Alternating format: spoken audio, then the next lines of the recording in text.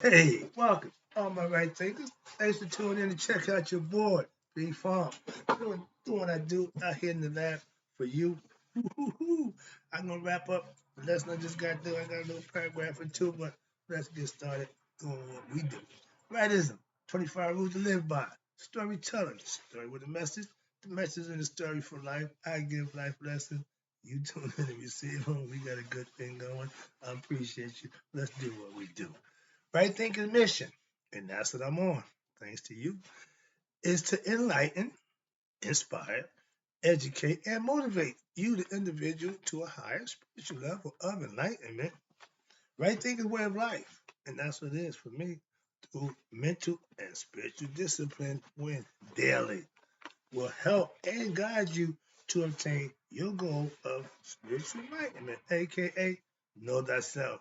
My mission is to get all right thinkers to know themselves. That's what you come here to do. That should be your goal. Is my mission. Let's work. Do what we do.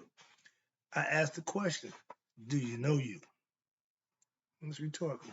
But if you don't, tune in. I can help you with that. That's what I do for you. Help you to know you. Know thyself. A person who knows not and knows not that they know not is foolish. Disregard them.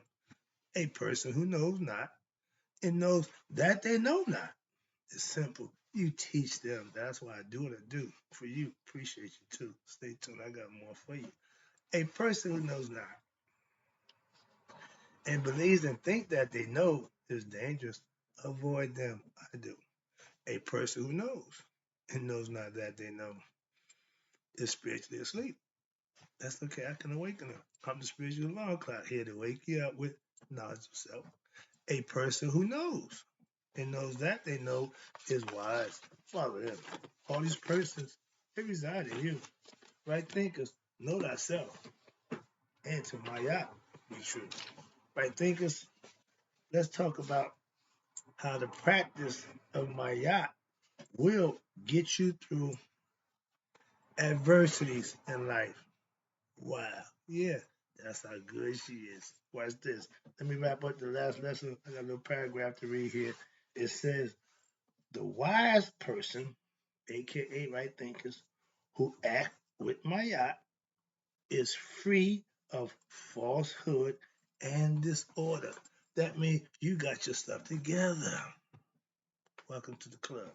All right, that's an ancient Egyptian proverb based on Mayat philosophy. Now, the practice of Mayat signifies what? Wisdom and action. Okay? You're learning, you're becoming wise through your good experiences, and you put it to action. So you learning and you living what you learn. That's right there, philosophy style. This is to say what? That the teachings, why you go, are to be practiced. Here we go. When? In ordinary day-to-day situations, hence daily. That's what I do. Practice to show you. I do it too. I don't just tell you about it. I live it. And watch this. When the deeper implications of this practice of right thinking philosophy is truly practiced and understood, watch this. One, you will be led to purity in action and thoughts. My man said, it reminds me of positive thinking. Yeah, you never heard me put myself down. That's low self-esteem. We don't have that. My self-esteem has always been up here, even back then. So we don't put ourselves into negative situations. Eradicate negative thoughts, meaning put yourself down. Egoistic people feel bad when something don't work out for them. Man, if I coulda, woulda, shoulda. That's not a way to live. Okay? Live in the now. Know what you're doing, do what you know, and you'll be fine. Because what? You're responsible for your actions. Wrapping it up with the Mayat concept. Here we go. Now, in order, this is the part I wanted to get to. This will make me tell you this lesson right here. In order to become one with divine, aka God, your higher self, you must become the divine in what? In thought and in deed, aka action. You got to act like God. You got to present yourself like God. Sorry. And this means what? That you must spiritualize what? Your actions. We too human. We're spiritual beings having human experience, and we really getting caught up in being human. Why? Everybody wants this nonsense. Nobody's spiritual. Why? They're not spiritualizing their actions. And by spiritualizing your actions and your thoughts at all times, I don't not think right. I don't cut it off. I don't shut it down. I'm always thinking right. I'm God conscious. Yeah, I would call it prayed up, whatever you want to call it, but that's what I am, okay? Conscious at all times and when? Under all conditions. And watch how this going to help you out. Why? Because when situations come not in your favor, you're going to need to know how to handle yourself. And when you practice my philosophy, watch this. Actions which present themselves, again, situations to you in the normal course of the day, as well as what those actions which you have what planned for the future should be evaluated by your what growing intellectual discriminative quality, aka Anubis, that's your discernment, and Sa, that's total understanding. And what's that? And then you performed to your best capability in doing what? In a selfless manner. You do everything with thanks, gratitude, and to help somebody else. Hence, help selfless service. When I get unconditional, nothing in return. But now, that's a lesson that I want to wrap up from the Maya philosophy. Now let's talk about adversity in life and how Maya, practicing Maya, will help you through life adversity. Let's go. Why are there, this could be the question, well, why is there adversity in life? Good question. And would it be nice if there was no misfortune or unluckiness to hamper your movement in life, to make you uncomfortable, to put you in an uncomfortable position? Would it be nice if you didn't have to worry about that? It ain't. Get over it. Human life abounds with what? Adversities. Simple as that. Even, watch this, the very rich experience what? Adversity. Ain't nobody exempt from adversity in life. Understand that. The only question is, how do you handle it when it comes your way? We all see other people in adverse situation, and we all can master their situation for them. But when it's us handling it, we don't do too well. Okay? Let's talk about it. Now, in fact, watch this. Again, this is no matter who you are, you will experience adversity of one form or another as you progress through life. Simple as that. That's a fact. Now, my man Marcus Aurelius, the story says, you don't control your adverse situation, but you do control how you act in that situation. That's what we're going to address right now. Adversity, watch this, is a divine messenger. Well, how could that be a divine messenger? Pay attention. Imagine how life would be if you could do anything you want to do. And you have that option because you have free will. Okay?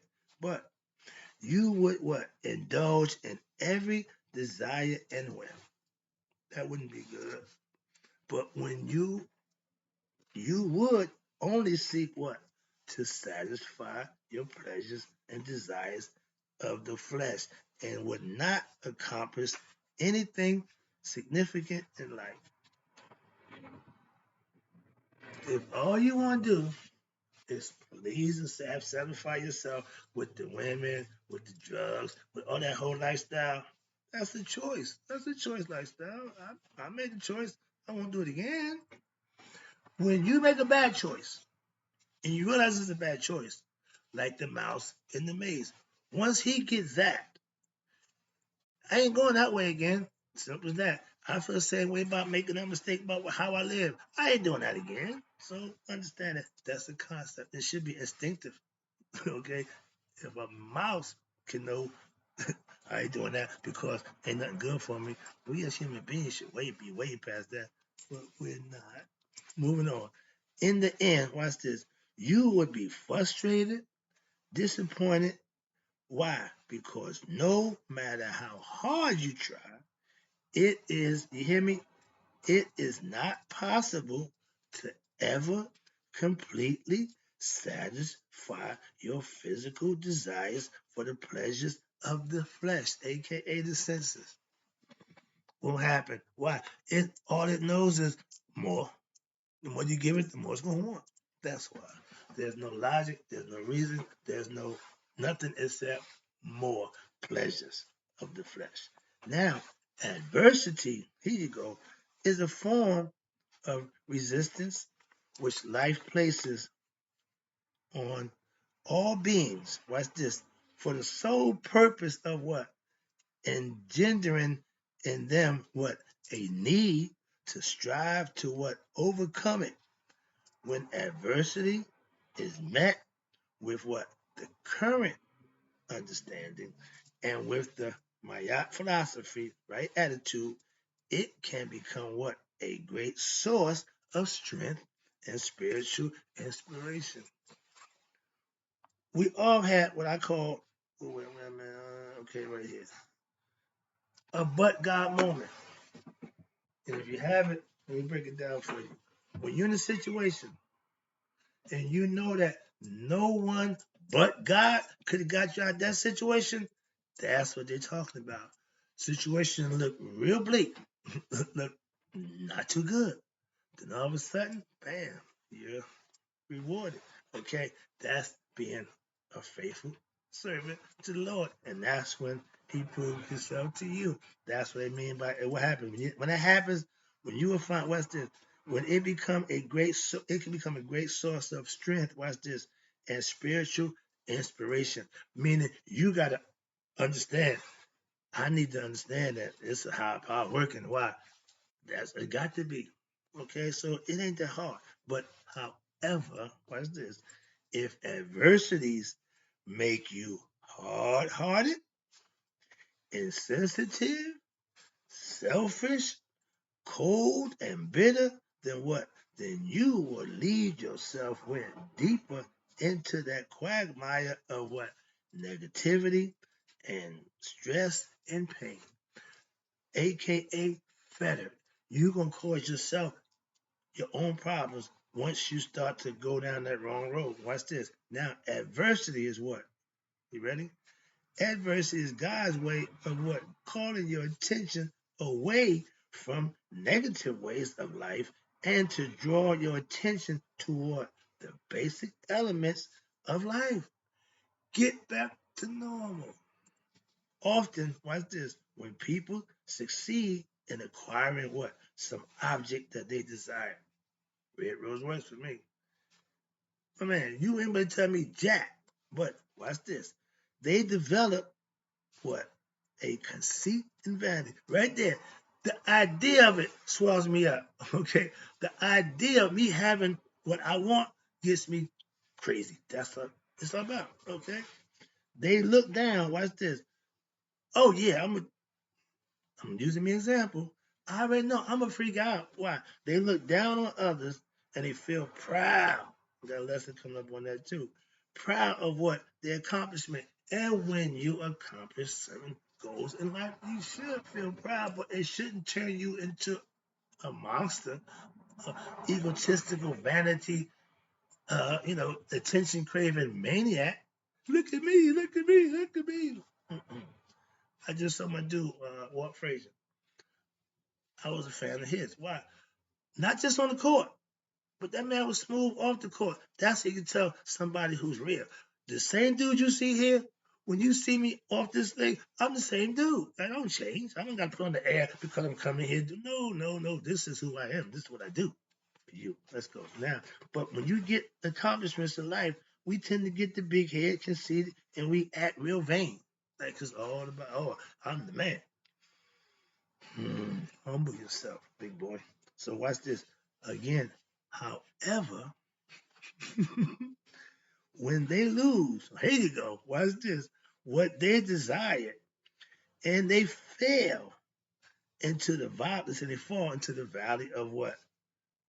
Of adversity, despair, sometimes violence or anger. They not happy campers. See, when you go from one extreme to the next, that's the roller coaster. That's the emotions. You don't want to live like that. You want to smooth it out. You want to maintain. That's the difference. When you're ignorant, you don't have that wherewithal. And watch this. Every situation is the end of the world. I got a story to tell, but I'm not going to tell it.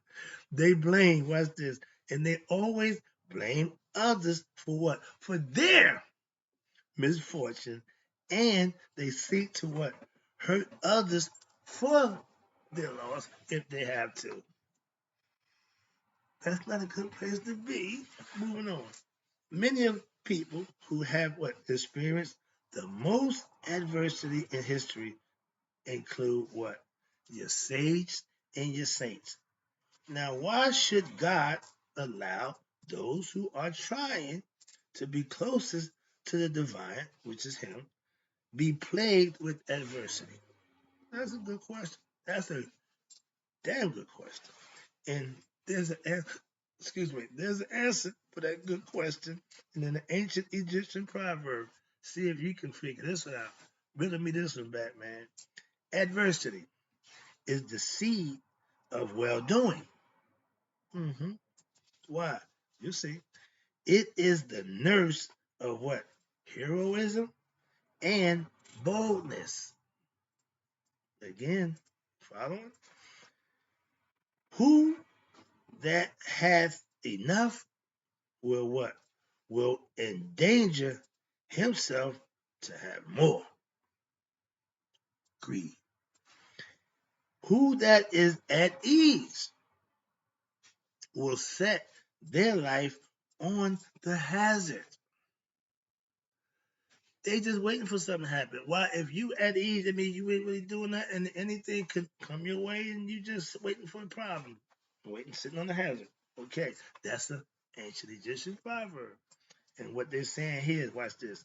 Have you noticed, and everybody do this, have you noticed it seems as though the people who are most righteous, your churchgoers, but say the people who seem to be the most righteous. Why? Because they go to church, you see them parading around and all that. And watch this. The most righteous and deserving of what? Prosperity. Why? Because they go to church. They are the ones, watch this. Those are the ones who suffer the most in life. Why? Because he know you're perpetrating. So he's going to send nothing but adversity your way since you perpetrate and see how you handle it. And watch this. In families, the child who is most obedient gets what? The most attention and disciplinary control. People who are loving and compassionate suffer what? Illness and pain. What? From others. When you extend yourself to somebody else, and I hear people, I just want to make people happy. I'm just a good guy. I just want to do. That's a big heart with a small mind. You will be played. You will be taken advantage of. Simple as that. That's why they got a little thing called discernment. I just gave you that lesson. You need to be able to recognize you can help the needy, but don't give to the greedy. If you ain't smart enough to do that, you can't tell the difference between the two. Like when God sent Hulu out here to take care of the unrighteous. In the beginning, right, the unrighteous was clear to see who they were. At a certain point in time, they started to look like the unrighteous either got righteous or the righteous got unrighteous, but they started looking alike, and you can't tell the difference. That's the concept. That's what you need to understand. Where am I down here? Okay, the fan, okay. Okay, here. Now, this is because what? Nature, watch this, have been set up by God to what? Create situations which will what? Challenge human beings so as to what? Provide for them what? Opportunities to what? To discover their inner resources, spiritual strengths, which give them the capacity to what? Overcome all troubles. My philosophy puts you in a predicament. No matter what come up, you'll be able to overcome them. Watch this. With dignity and respect, your self-respect intact. Watch this. And thereby, what happens? Grow in discovery of their deeper self. Those who suffer the most are in what? Reality, those who have drawn what? More attention from the divine in a negative way. Indeed, what? Chosen for more intense spiritual testing. Okay? He's going to test your test. Again, if teachers my calling, we talk to my man. I found it, I'm glad to hear it, but you could have done this long time ago. No, no. If you don't go through what you went through, you couldn't prove I couldn't use you. Why? If he puts you to the fire, you get burned. Next, why? He can't use you.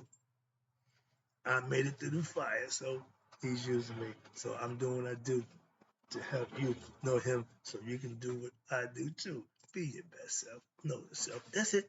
That's it. Moving on. Let me wrap this up. Yeah, look at the clock. Okay, here you go. Now, this testing process of what? Nature allows every soul what? The opportunity to face trouble with either boldness and faith or with what? Fear.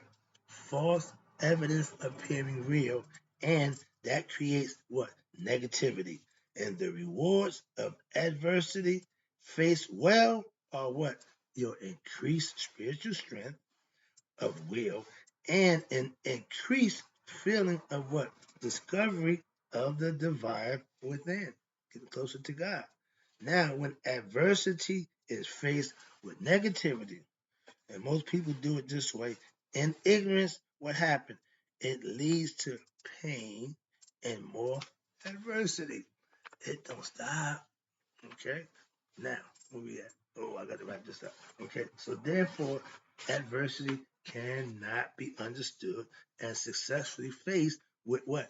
Negativity, anger, hatred, hard-heartedness, etc.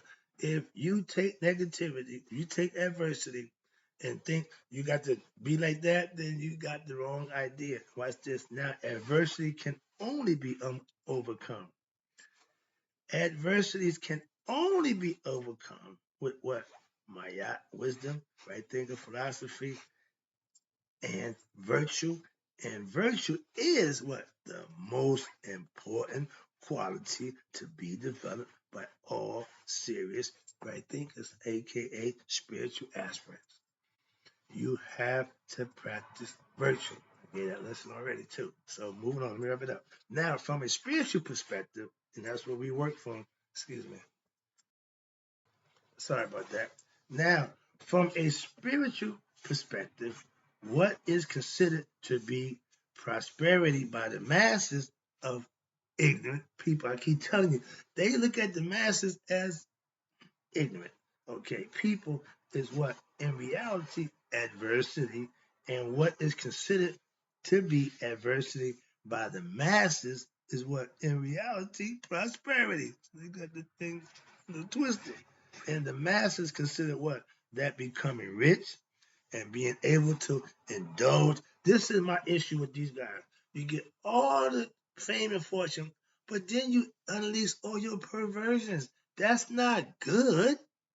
Moving on. So you are able to indulge in the pleasures, no matter how perverted they are, of what? Of the senses through what? Food, drink, drugs, sex is what? The ultimate goal for the physical senses, for the pleasures of the body. That's all it wants. And it's going to just want more until you take control of that situation. So watch this. And the ultimate goal, yet there is what?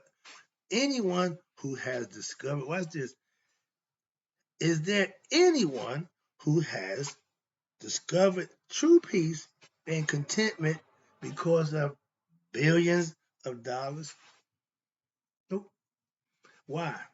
Having the opportunity to indulge in your pleasures of the senses, aka the flesh, and creates an opportunity for what?